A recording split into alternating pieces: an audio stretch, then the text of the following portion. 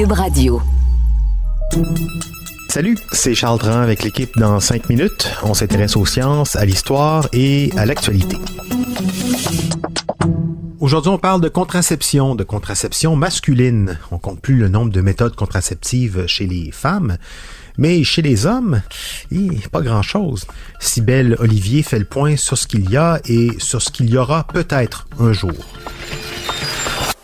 Que s'est-il passé dans l'histoire des sciences de la contraception pour qu'en 2022, on n'ait presque rien de médicalement acceptable qui permette la contraception chez les hommes? Petit trajet historico-médical. Il faut savoir qu'au moment même où la pilule est mise à l'essai sur les femmes dans les années 50, on fait la même chose avec les hommes.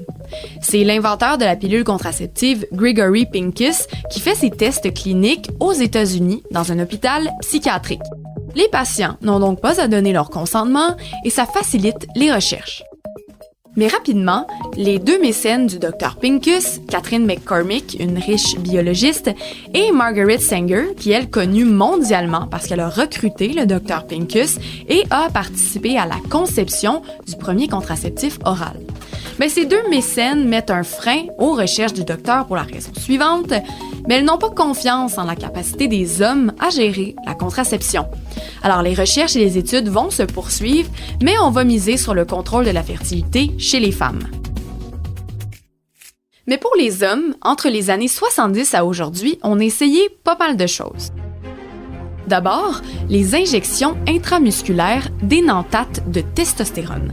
Ça semblait être la solution masculine. Alors simplement, elles agissent comme la pilule contraceptive chez les femmes, elles réduisent ou arrêtent la production de sperme et elles ont des effets secondaires similaires.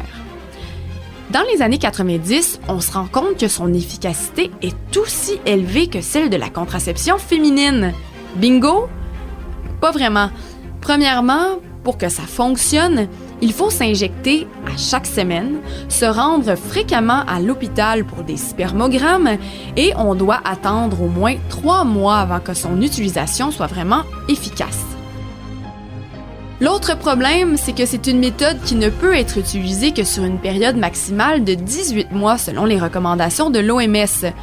Alors aujourd'hui, des études à plus long terme sont nécessaires pour connaître les impacts à long terme sur la santé, mais je ne vous apprends rien en vous disant que les compagnies pharmaceutiques ne sont pas très intéressées à investir dans un marché masculin, puisque chez les femmes, c'est déjà pas mal lucratif.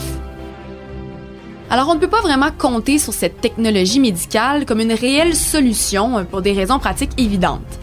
Alors, voici celles qui sont utilisées aujourd'hui et qui sont approuvées par l'OMS. Il y en a 4. La première, la plus efficace jusqu'à la preuve du contraire, l'abstinence. Ensuite, la seconde, le coït interrompu, qui lui est beaucoup plus risqué. La troisième, vous l'aurez deviné, c'est le condom. Et finalement, la quatrième, plus drastique, c'est la vasectomie. Elle est réversible, mais le faire, c'est complexe, c'est coûteux et on ne garantit pas que tout revienne comme avant. Mais d'autres technologies qui ne sont pas approuvées par l'Organisation mondiale de la santé, mais qui semblent faire leurs preuves existent. D'abord, la contraception thermique. Les sous-vêtements chauffants, mais surtout les anneaux chauffants. Ils sont placés à la base du pénis pour augmenter la température des testicules et ensuite freiner la production de spermatozoïdes. Et pour ça, les études sont encourageantes. L'anneau serait tout aussi efficace que les méthodes de contraception féminines. Mais pour les personnes ayant un pénis et voulant l'utiliser, des petites contraintes encore là s'imposent. Il faut les porter 15 à 18 heures par jour et on recommande une utilisation entre 3 et 6 mois avant que ça devienne efficace. Autre hic, on ne peut pas porter l'anneau plus de 4 ans parce qu'on ne sait toujours pas si la production de spermatozoïdes peut reprendre au-delà de cette période. Mais ne vous découragez pas parce que présentement, 2 produits font leurs preuves. D'abord, le Vasalgel, un gel non toxique à base de polymère qui est injecté dans le canal déférent et obstrue le passage du sperme. Pour inverser le processus, on fait une deuxième injection qui vient casser le colmatage. D'ailleurs, en Inde, la procédure est en fin d'essai clinique de phase 3 et pourrait être bientôt mise sur le marché. Ici, on est loin du compte, mais nos yeux sont rivés sur la fameuse pilule masculine. L'équipe de l'endocrinologue Stephanie Page travaille à créer la fameuse pilule paritaire. Mais patience, on nous parle de 10 ans d'attente encore. Mais est-ce qu'en 2032, les personnes avec un utérus auront plus confiance envers les hommes? À suivre. Oui, au moins la vasectomie ne laisse pas de place à l'oubli, ça fonctionne et c'est tout.